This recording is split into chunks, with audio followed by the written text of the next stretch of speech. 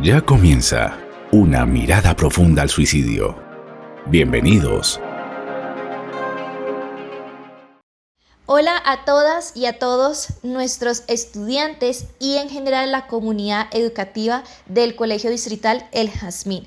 Es un gusto dar continuidad a estos podcasts en el capítulo número 3, que es precisamente este. Bienvenidos a estos podcasts en donde hablaremos precisamente de esta problemática de salud pública, la cual es el suicidio. Quien les habla, Daniela Alejandra González Riaño, psicóloga en formación, estudiante del programa de artes visuales, técnica en diseño de imagen y estudiante de la especialización en pedagogía para el desarrollo del aprendizaje autónomo de la Universidad Nacional Abierta y a Distancia UNAD.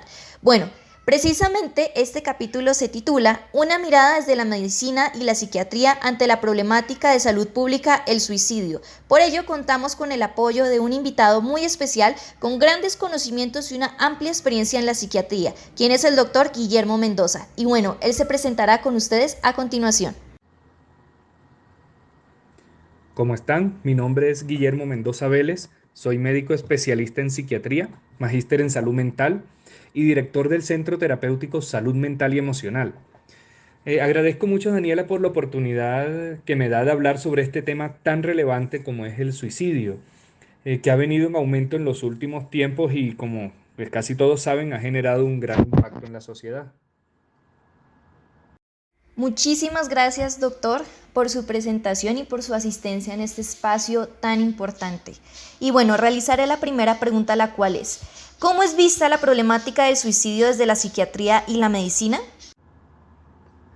Bueno, desde la psiquiatría, el suicidio es visto de varias maneras. O sea, en primer lugar, es un problema de salud pública, ya que su frecuencia pues, ha venido en aumento en los últimos años, además del impacto social y familiar que genera. El suicidio también es considerado como una de las consecuencias más dramáticas y graves de las enfermedades mentales. Es como esa conclusión que nadie quiere que un paciente llegue.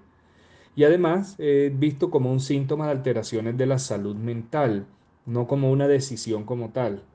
Es cierto que algunas personas consideran que el suicidio es como una decisión, como algo que la persona decide sobre su cuerpo, pero la mayoría de veces no es así, ya que esta persona no consideraría el suicidio si no tuviera una patología mental. Y lo que uno ve usualmente es que con el tratamiento la idea suicida desaparece. La segunda pregunta es, ¿cómo se trabaja ante este fenómeno de salud pública y sobre todo en poblaciones infantiles y adolescentes? Pues bueno, vemos que en los últimos años se ha tratado de intensificar las medidas para poder prevenir el suicidio. O sea, en primer lugar, teniendo en cuenta que la depresión es la principal causa de suicidio, el esfuerzo está en prevenir, en detectar a tiempo y tratar este trastorno. Y una parte vital es el trabajo contra la estigmatización de la psiquiatría, porque así pues estimulamos a que las personas consulten a tiempo. Igualmente también se trabaja para evitar la minimización que los pacientes y las familias hacen sobre esto, ya que muchas veces no toman en serio a alguien que padece depresión o cuando está hablando de temas de suicidio, y esto trae pues consecuencias muy dramáticas. También pues se ha venido trabajando desde las políticas públicas para facilitar que las personas con problemas de salud mental tengan mejor acceso a los profesionales y que puedan tratarse sus problemas a tiempo.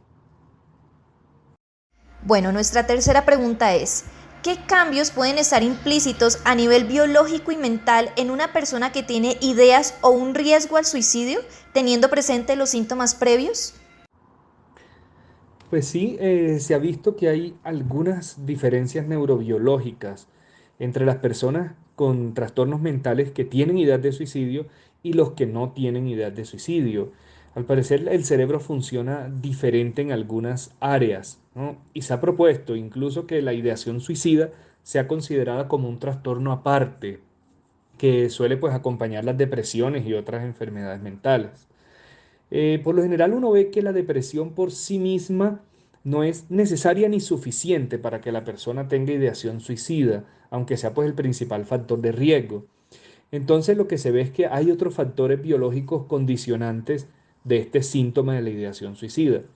Sin embargo, pues toda persona que curse con síntomas depresivos debe ser evaluada sistemáticamente sobre el riesgo de suicidio. Bueno, nuestra Cuarta pregunta es, ¿cuáles considera que son los factores de riesgo que pueden estar implícitos en la ideación como en la conducta suicida en menores de edad?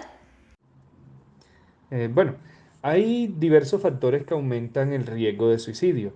Entre esos, pues obviamente lo que ya habíamos hablado, el sufrir una enfermedad mental, en especial el trastorno depresivo mayor, pero hay varios otros factores de riesgo que uno tiene que evaluar sistemáticamente los pacientes. Incluso hay escalas que, lo, que dan un puntaje.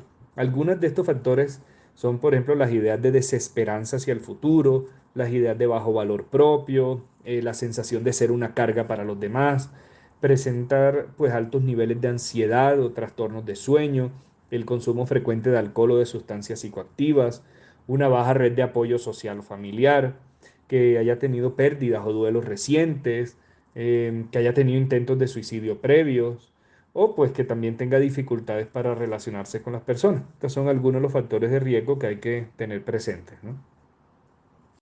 Nuestra última pregunta es, ¿qué impacto desde su experiencia ha podido identificar que tiene el suicidio en esas poblaciones infantiles y adolescentes?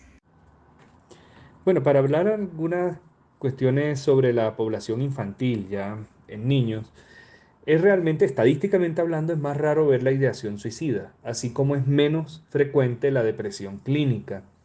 Pero también ha venido en los últimos años en aumento, ¿no? Y hay varios factores que han influido en esto. Por ejemplo, el bullying, los conflictos familiares, la ausencia de manifestaciones de afecto, la alta presión familiar para cumplir con ciertas expectativas, la idea de ser rechazado por la familia o por los pares. También si el niño tiene baja tolerancia al fracaso o si no ha aprendido, por ejemplo, estrategias de afrontamiento o de inteligencia emocional, entre otras cosas. Sin embargo, estos no parecen ser factores suficientes, ya que uno ve, por ejemplo, en la antigüedad que los problemas eran los mismos. Sin embargo, no había tanto índice de depresión y de suicidio. Parece que también hay que evaluar el contexto histórico actual, así como los cambios que ha habido con el paso del tiempo de las pautas de crianza, que pues pueden ser otros factores que hayan elevado los casos de depresión y suicidio en la población infantil. Y bueno, en el caso de los adolescentes, digamos, el riesgo de depresión y suicidio es mucho mayor que en la población de niños. E incluye también no solo todo eso que ya mencionamos en la parte de los niños, sino que también hay otros aspectos. Por ejemplo, sufren más el tema de rechazo de los grupos de pares, presentan también dificultades en la definición de la identidad, tienen mucho cuidado el tema de la apariencia física, ¿sí? La elaboración de la autoestima, la confianza en sí mismo, también el rol que pueda desempeñar en el grupo, ¿no? Entre los pares, ¿no? Y además, pues la mayoría de enfermedades mentales de tipo ansioso y depresivo, uno ve que empiezan a manifestarse en esta etapa de la vida, por lo cual también es más probable que inicie la parte de la ideación suicida.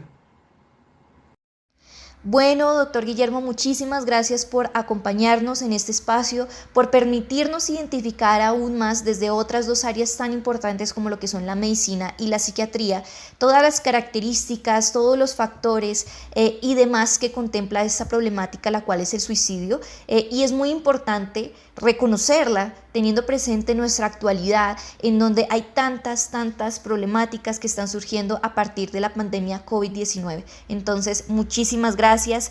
Bueno, muchas gracias a los oyentes por su atención. Les habló Guillermo Mendoza Vélez, psiquiatra del Centro Terapéutico Salud Mental y Emocional, y que tengan un muy buen día. Gracias a cada uno de nuestros oyentes por su atención y los esperamos en nuestro último capítulo, el cual se denomina Los beneficios de las terapias de tercera generación en el fenómeno del suicidio, en donde tendremos una invitada muy especial, quien es Natalie Vanegas. Muchísimas gracias, un abrazo desde la distancia y espero que se hayan divertido, que hayan aprendido muchísimo, porque de esto se trata estos espacios. Un abrazo y adiós. Aquí termina nuestro podcast. Los esperamos en un próximo capítulo.